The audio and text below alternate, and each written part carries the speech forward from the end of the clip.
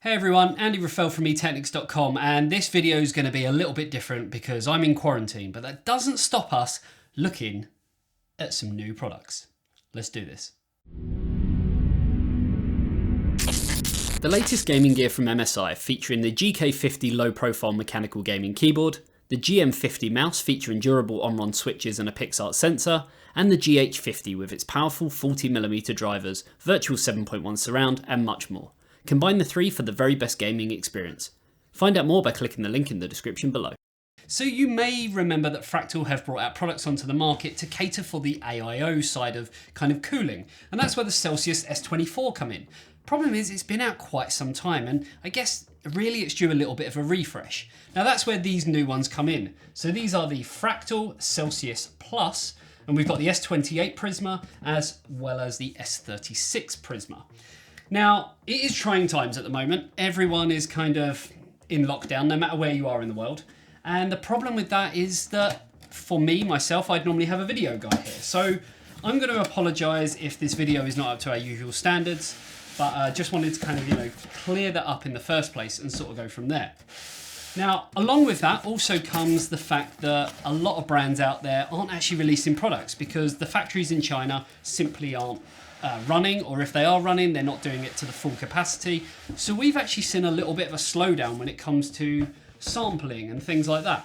But that's not actually stopped Fractal, and they've decided to come out with this. I guess really trying to get on that sort of RGB hype train, they've come out with something that's just completely different to the old Celsius S28.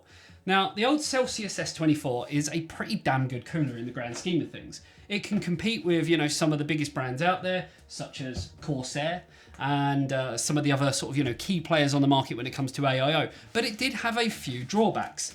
Now, the kind of main drawbacks, in my opinion, was the fact that the fans were white. Kind of really gives you some restrictions with what you can actually do with the cooler itself. Obviously, if you're going for, some kind of colour scheme that doesn't really involve white, it just restricts you with what you can do with it. The other kind of key restrictions really came down to what was actually on the on top of the pump. So I will show you kind of what the restrictions are. So once this is actually inside your case, the problem that you've got is when that's mounted, sometimes the tubes can be a little bit sort of tight, depending on what your case actually, orientation and everything looks like. So they've decided to change a few things up. But they have also kept a few of, let's call them the niceties. So we do have still, like we have on this, the auto and the PWM mode, where we can basically turn the block to take it from auto to PWM. One of the other key features I absolutely adored on the Celsius series, like this one, is the fact that everything actually sort of plugs straight into the radiator, making it so you only actually had one cable coming from the block. So the thing that I like when brands bring out a new product is sticking with things that I guess people know and love, and ditching the things that they know people just frankly hated. So it's little things. It comes with thermal paste pre-applied. For the average user who's going to be using an AIO, that's absolutely perfect because, well, they don't need anything above and beyond that. With the radiator, like I say, we've got two different sizes here. So I've got the 360 and a 280. And I did put a Twitter poll out there asking people what they personally would like to see me testing. And the general consensus, even though only by a very, very small margin, was that they wanted to go for the 360mm. When I asked everyone on Twitch, they decided that they wanted to go with a 280mm. But I think 360mm is going to be the one to go for to see really what kind of cooling performance we get from it. So they have stuck with a few things here. So you can see that we have got this kind of area where everything plugs into.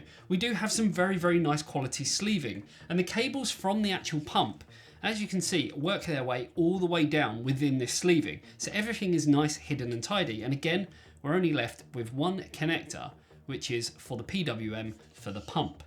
Now, in terms of the fans are obviously subjective.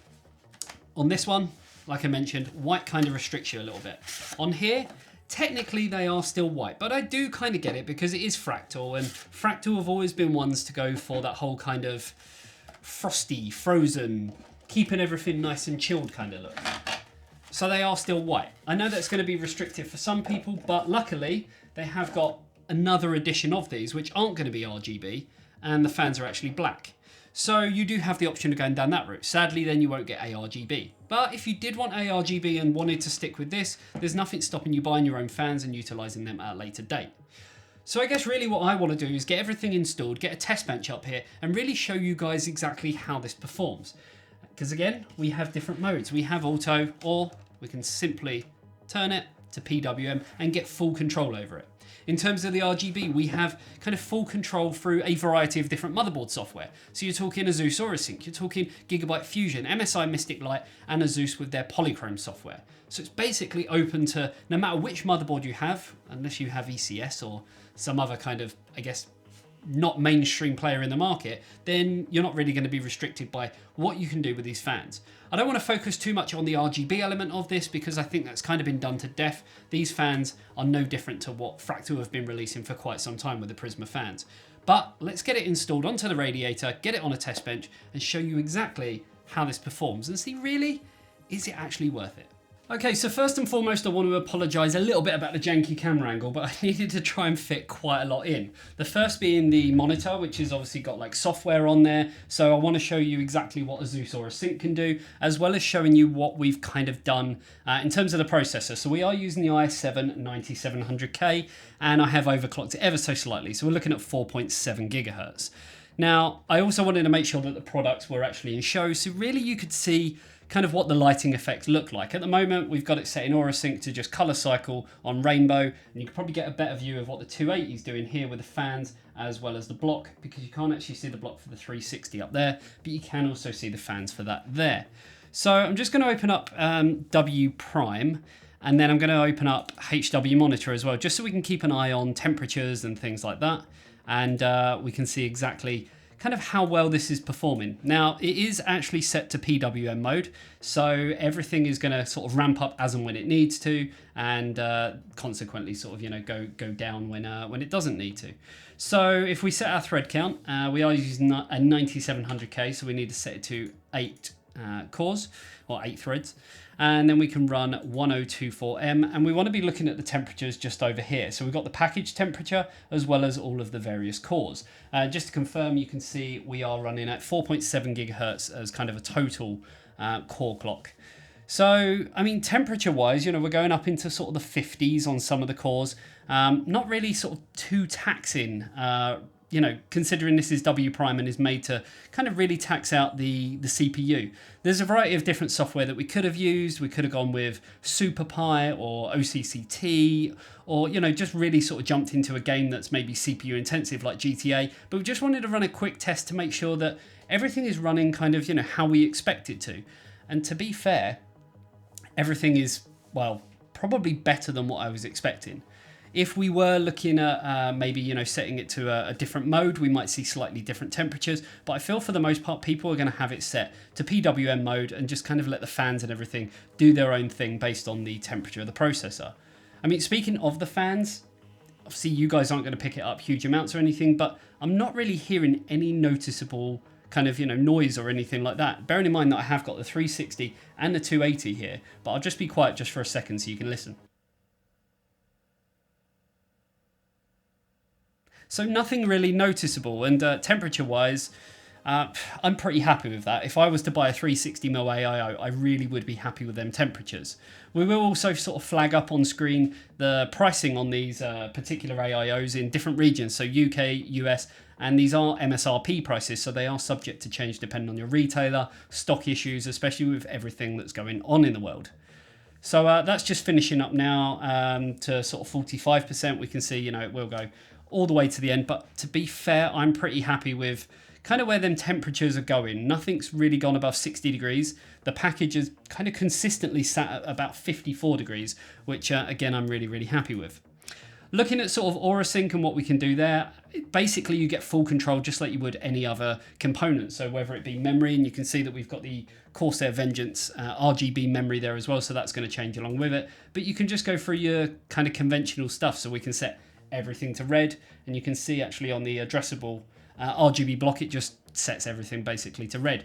We can do breathing mode, so we can go breathing and go green, and again kind of, you know, get that kind of, you know, breathing aspect of it going on. So really you get kind of full control over what you want to do. We can do color cycle, which will just go through, you know, your typical stuff. To be fair though, if you're going to buy something that's addressable RGB, I do kind of feel that you're going to want to go with rainbow and have it do something just, you know, a little bit different. And I think the CPU block itself really does kind of stand out there. You can change the speed with that and stuff as well, and so forth. You can even set it up so that it goes with your music and things like that as well. Overall though, I think it looks really, really nice. I'm not overly struck on maybe the white fans, but like I mentioned earlier, you could get this without the addressable fans, or you could just plonk your own addressable fans on there if you wanted to at a later date. There you go, guys. That's pretty much it for this video. A bit of a weird one, I'm sure you agree, compared to our kind of normal ones, but hopefully you can see why we've done something maybe a little bit different with this. Purely from the standpoint of it's very, very hard at the moment with what's going on in the world, and getting my normal videographer around here because he's actually got a family member who's showing symptoms, and we didn't frankly want to risk anything.